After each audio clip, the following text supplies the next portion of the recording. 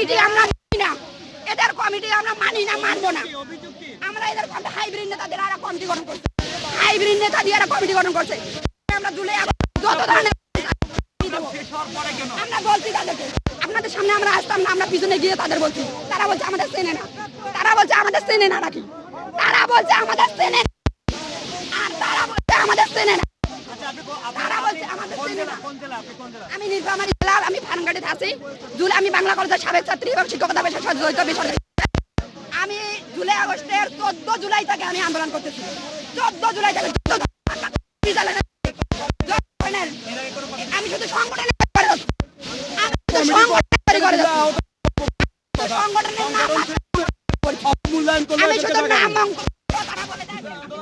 আচ্ছা একটা প্রশ্ন আচ্ছা এই যে জুলাই একটা প্রশ্ন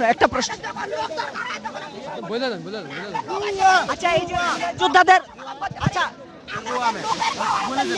বলেন